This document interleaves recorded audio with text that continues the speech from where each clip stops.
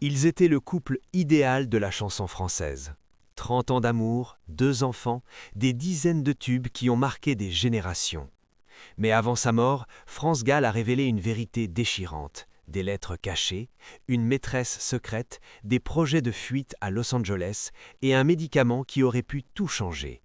Ce que vous allez découvrir va briser l'image que vous aviez de ce couple légendaire. Mais avant de commencer, abonnez-vous dès maintenant à Les Célébrités du Monde et activez la cloche pour ne rien manquer de nos révélations exclusives.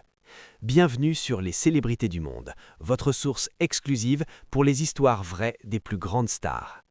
Aujourd'hui, nous allons plonger au cœur d'un des couples les plus emblématiques de la musique française, France Gall et Michel Berger.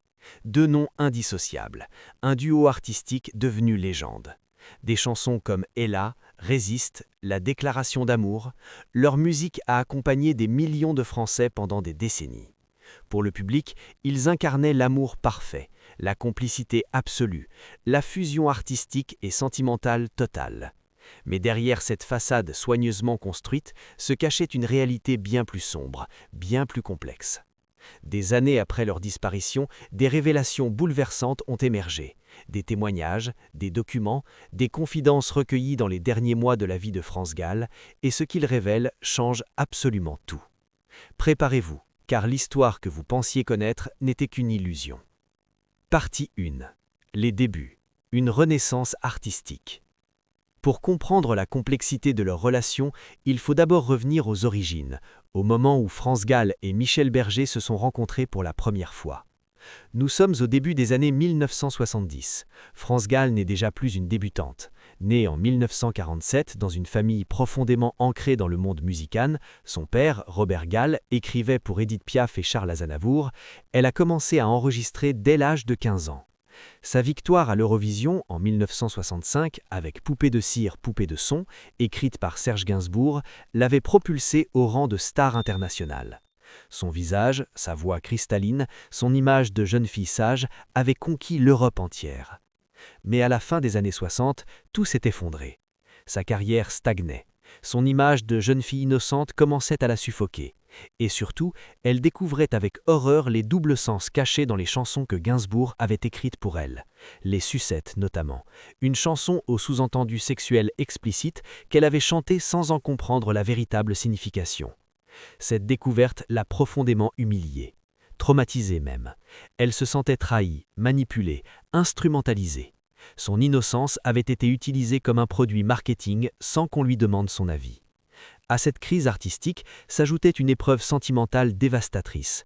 Sa relation tumultueuse et médiatisée avec Claude François, une des plus grandes vedettes de la pop française, s'était terminée dans la douleur. François, jaloux de son succès à l'Eurovision, lui en voulait profondément de réussir sans lui. Leur rupture avait été publique, brutale, laissant des cicatrices émotionnelles profondes. En 1973, complètement désillusionnée, France Gall cherchait désespérément à se réinventer. C'est dans ce contexte que France Gall rencontra Michel Berger. Michel, à cette époque, était un compositeur, producteur et auteur-compositeur en pleine ascension. Il avait déjà écrit des succès pour Françoise Hardy et Véronique Sanson. Il occupait également un poste de directeur musical chez Warner Music France. Âgé seulement de 23 ans, il possédait déjà une maturité artistique impressionnante. Leur rencontre, organisée par un ami commun, était purement professionnelle au départ. France cherchait à relancer sa carrière. Michel cherchait une artiste à produire. Mais leur connexion dépassa immédiatement le cadre professionnel. Michel comprit instantanément ce dont France avait besoin. Se débarrasser de son image de jeune fille sage. Explorer des thématiques plus adultes, plus engagées, plus authentiques. Il écrivit pour elle La déclaration d'amour en 1974, un titre qui devint immédiatement un succès radio massif. Ce fut un tournant absolu. La chanson marquait une rupture nette avec l'univers yéyé qui avait défini les débuts de France Gall. Fini la jeune fille innocente, place à une femme mature, capable d'exprimer ses émotions avec profondeur et sincérité. Leur collaboration se poursuivit avec des titres devenus cultes. Si Maman si, il jouait du piano debout, Résiste. Chaque chanson révélait des paroles plus matures, plus émotionnelles, plus politiquement conscientes que tout ce que France avait chanté auparavant. L'écriture de Michel correspondait parfaitement au désir croissant de France de se détacher de l'image infantilisante des années 60 et d'adopter une musique plus introspective, plus engagée socialement. Mais leur partenariat artistique devint rapidement bien plus que professionnel.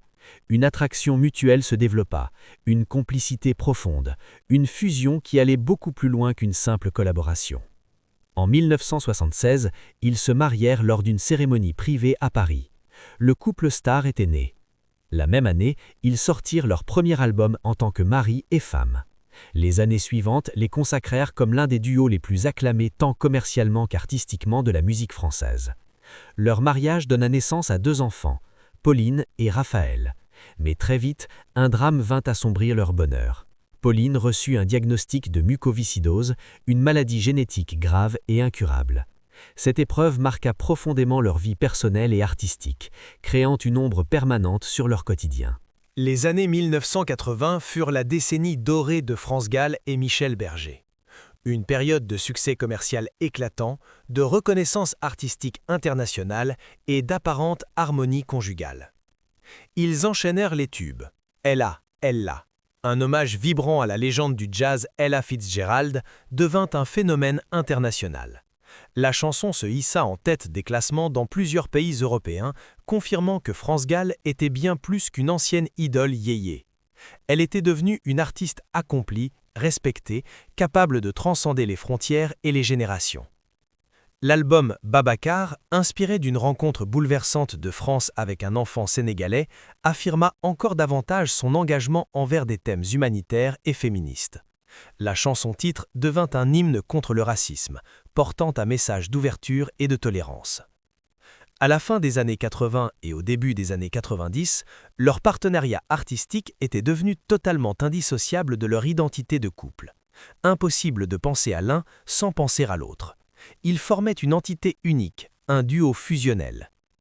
Michel Berger avait également acquis une reconnaissance immense grâce à son opéra rock Starmania, auquel France participait régulièrement ou dont elle bénéficiait indirectement du succès retentissant.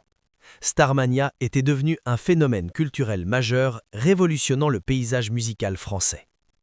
Ensemble, ils travaillèrent sur l'album Double Jeu, en 1992, leur ultime projet commun qui devait être suivi d'une grande tournée. Pour le public, tout semblait parfait. Les interviews montraient un couple complice, souriant, profondément amoureux. Mais derrière cette façade soigneusement entretenue, des fissures commençaient à apparaître. Les pressions professionnelles s'accumulaient. Michel enchaînait les projets. Nouvelles adaptations de Starmania, production de groupes américains à Los Angeles, préparation de la promotion de Double Jeu. Son agenda était écrasant, ne lui laissant aucun répit. La santé déclinante de leur fille Pauline pesait également lourdement sur le couple. Chaque hospitalisation, chaque aggravation de son état créait une tension émotionnelle insoutenable. France et Michel vivaient dans l'angoisse permanente de perdre leur enfant. Des proches commencèrent à remarquer des changements subtils dans leur dynamique. Michel semblait physiquement épuisé, ses cheveux grisonnaient prématurément, sa posture était voûtée. Son regard portait une fatigue profonde qui allait bien au-delà de la simple surcharge de travail. France, de son côté, paraissait de plus en plus tendue lors des apparitions publiques. Son sourire semblait forcé. Ses réponses dans les interviews devenaient plus évasives lorsqu'on lui posait des questions sur leur vie privée. Quelque chose se brisait, lentement mais sûrement, mais personne, à l'extérieur du couple, ne pouvait imaginer l'ampleur de ce qui se tramait en coulisses. Le 2 août 1992 restera à jamais gravé dans l'histoire de la chanson française comme un jour maudit. Le jour où Michel Berger, 44 ans seulement, s'effondra brutalement à leur villa de Ramatuelle, dans le sud de la France. Officiellement, la cause de la mort fut attribuée à un arrêt cardiaque soudain.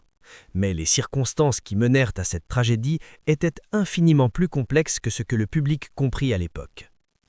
Dans l'après-midi de ce jour fatidique, Michel jouait au tennis sous une chaleur estivale écrasante. Soudain, il ressentit une douleur thoracique intense. Des témoins présents se souviennent qu'il devint pâle, essoufflé, visiblement en détresse. Il dut interrompre le match. Cette douleur correspondait aux symptômes d'un début d'infarctus. Mais Michel, fidèle à son habitude de minimiser ses problèmes de santé, rassura tout le monde. Il prétendit être simplement épuisé par la chaleur et avoir besoin de se rafraîchir. France, inquiète mais rassurée par ces paroles, le laissa se reposer. Ce que personne ne savait à ce moment-là, pas même France, c'est que Michel souffrait depuis plusieurs mois de symptômes cardiaques alarmants. Fatigue persistante, essoufflement répété, épisodes ponctuels de douleurs thoraciques, surtout en période de stress. Pire encore, quelques mois auparavant, Michel avait passé des examens médicaux qui avaient révélé une vulnérabilité cardiaque précoce. Son père, le professeur Jean Hamberger, l'un des médecins les plus respectés de France, était au courant de la situation. Le professeur Hamberger avait insisté pour que son fils prenne les médicaments cardiaques prescrits et poursuive un suivi régulier en cardiologie. Ces médicaments étaient destinés à stabiliser son état et à réduire considérablement le risque d'un événement cardiaque majeur. Mais Michel n'en avait rien dit à France, absolument rien. Et il ne suivait pas non plus régulièrement le traitement recommandé par son père. Les médicaments, ceux qui auraient pu le sauver, furent retrouvés plus tard dans un tiroir de la villa de Ramatuelle, à peine entamé. Certaines boîtes étaient même totalement intactes. Imaginez le choc pour France lorsqu'elle découvrit cela après sa mort. Après avoir pris un bain pour se rafraîchir, Michel subit une seconde crise cardiaque. Cette fois, elle fut fatale. Le laps de temps ne permit aucune intervention efficace. Lorsque France appela un médecin et que les secours arrivèrent, Michel était déjà en arrêt cardiaque complet. Les tentatives de réanimation échouèrent. Il fut déclaré mort dans leur domicile. Pour France, ce fut le début d'un cauchemar dont elle ne se remettrait jamais vraiment. La douleur de perdre l'homme qu'elle aimait était déjà insoutenable, mais ce qui allait suivre, les découvertes qu'elle ferait dans les semaines et les mois suivant sa mort, allait transformer cette douleur en quelque chose de bien plus complexe et de bien plus déchirant. Dans les jours qui suivirent la mort de Michel Berger, France Gall se retrouva plongé dans un processus administratif et émotionnel éprouvant. Il fallait gérer les obsèques, répondre aux innombrables messages de condoléances, s'occuper des enfants traumatisés. Mais au milieu de ce chaos, France commença à découvrir des choses que Michel lui avait soigneusement cachées, des choses qui allaient bouleverser à jamais sa perception de leur couple. La première découverte fut celle des médicaments. En rangeant les affaires de Michel, France tomba sur un tiroir contenant plusieurs boîtes de traitements cardiaques prescrits par le professeur Hamberger. Certaines boîtes étaient à peine ouvertes, d'autres étaient totalement intactes. Selon Jacques Attali, proche de la famille, qui témoigna dans le documentaire « Évidemment », diffusé en 2025, France réagit avec une immense douleur, mais aussi avec une profonde colère en découvrant l'existence de ce traitement. Elle était convaincue que si elle avait été informée de la gravité de l'état de Michel, elle aurait pu l'obliger à suivre son traitement correctement. Elle aurait pu surveiller ses symptômes de plus près. Elle aurait pu intervenir plus tôt dans l'après-midi du 2 août. Sa frustration s'étendait également au père de Michel. Pourquoi ne l'avait-il jamais alerté de la gravité de la situation ? Comment avait-il pu garder le silence alors qu'il savait que son fils était en danger ? Découvrir qu'un traitement potentiellement salvateur se trouvait là, littéralement dans la pièce voisine, constitua la révélation la plus douloureuse pour elle. Le sentiment d'avoir été privée de la possibilité de sauver Michel la hanterait jusqu'à la fin de sa vie. Mais ce n'était que le début. En 2013, le journaliste et biographe français Yves Bigot publia une édition mise à jour de son ouvrage de référence « Michel Berger, l'homme qui chantait vrai ». Cette nouvelle édition incluait des éléments qui modifièrent profondément la compréhension publique de la relation Berger-Gall. S'appuyant sur des entretiens détaillés avec d'anciens collaborateurs, amis et membres de l'industrie musicale, Bigot révéla quelque chose de stupéfiant. Michel Berger avait prévu de se séparer de France Gall durant la dernière année de sa vie. Cette décision était étroitement liée à une relation sentimentale qu'il entretenait avec Béatrice Grimm, un mannequin allemand et chanteuse installée à Paris à l'époque. Michel avait rencontré Béatrice Grimm en 1991 lors d'un déplacement professionnel à Los Angeles où il repérait des talents et produisait des maquettes pour un nouveau groupe de rock américain sous Warner Music. Béatrice, connue dans les médias européens pour une relation très médiatisée avec le chanteur britannique Rod Stewart, venait de s'installer à Paris. Elle fut présentée à Michel par Jean-Paul Baudecroux, président d'Énergie Radio. Leur première rencontre eut lieu lors d'un dîner et se transforma rapidement en collaboration artistique. Michel invita Béatrice à une session de studio à Los Angeles où ils travaillèrent sur des exercices vocaux et des arrangements musicaux.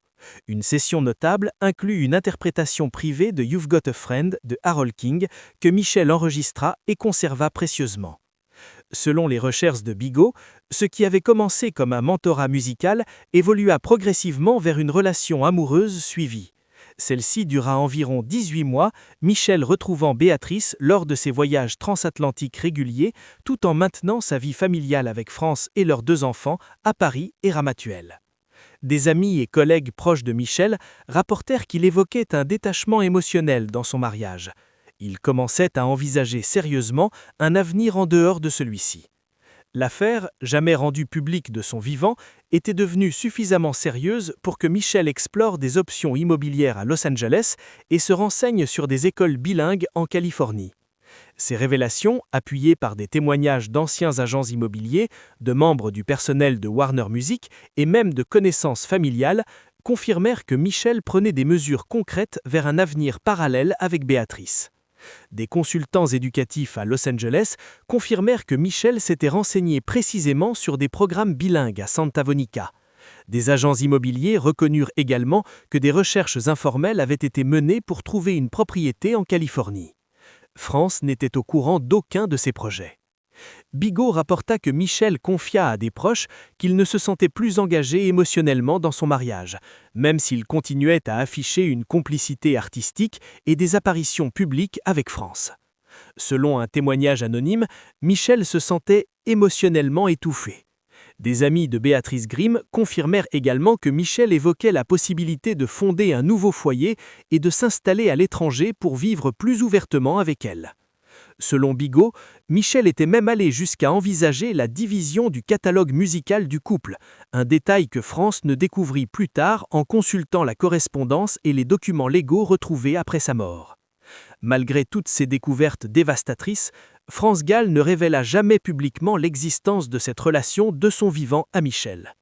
D'après ses proches, dont son amie de longue date Françoise Piot, France était consciente du comportement distant de Michel. Elle l'ava même confronté à plusieurs reprises en 1991 et 1992. Mais elle choisit le silence, pour plusieurs raisons. D'abord pour protéger leurs enfants.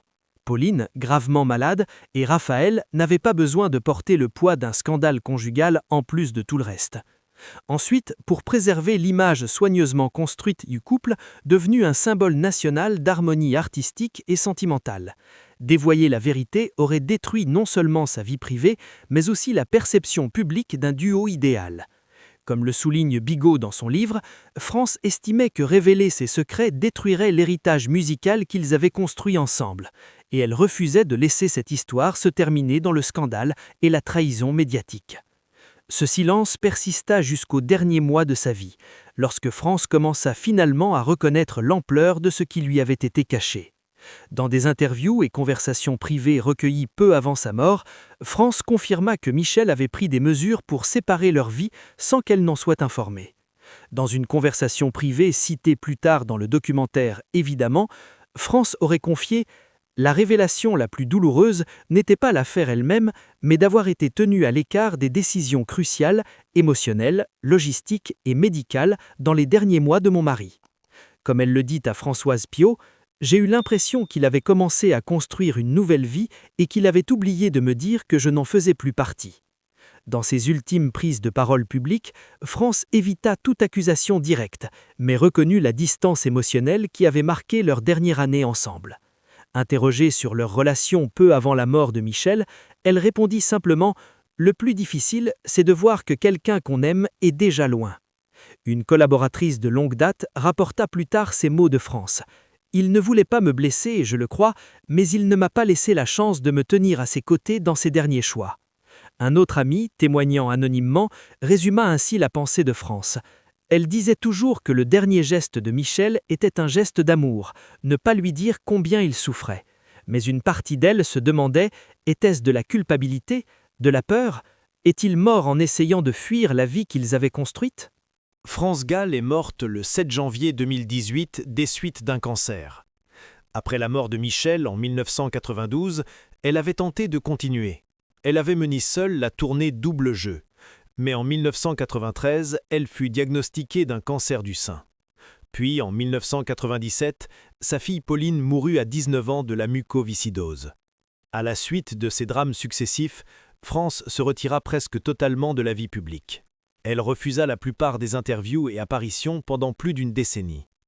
Dans un entretien accordé à Paris Match, elle déclara « Je ne voulais pas chanter pour un monde qui m'avait tout pris ». Son unique véritable retour eut lieu en 2015 avec la comédie musicale Résiste, un spectacle construit autour du répertoire de Michel Berger. Lors de la promotion, France évoqua très brièvement leur relation, reconnaissant une distance émotionnelle durant la dernière année de leur mariage. Elle affirma « Les gens pensent que notre histoire était parfaite, mais chaque note que nous chantions cachait un silence. » Les hommages publics après sa mort célébrèrent son apport immense à la pop française et son rôle dans l'histoire musicale du pays. Mais pour ceux qui la connaissaient vraiment, il était clair que ces dernières années furent marquées non seulement par le deuil, mais par des questions restées sans réponse. L'image du couple artistique parfaitement uni perdura, mais la réalité était infiniment plus complexe, et France Gall emporta avec elle la plupart de ses secrets. France Gall n'a jamais écrit de mémoire, elle a rarement parlé de Michel Berger après sa mort. Mais avant de s'éteindre, elle a laissé filtrer quelques vérités. Michel avait prévu de partir, il entretenait une relation secrète, et le médicament qui aurait pu le sauver se trouvait dans la maison depuis le début. Alors voici les questions qui restent. Michel fuyait-il vraiment la vie qu'ils avaient construite ensemble? France l'a-t-elle pardonné? Ou a-t-elle simplement protégé le mythe pour leurs enfants et pour la musique? Et s'il avait vécu assez longtemps pour partir, aurait-elle un jour dit la vérité? Dites-nous ce que vous en pensez dans les commentaires. Pensez-vous que France a eu raison de garder le silence, ou aurait-elle dû révéler la vérité de son vivant? Si cette histoire vous a touché, n'oubliez pas de laisser un pouce bleu pour soutenir notre travail.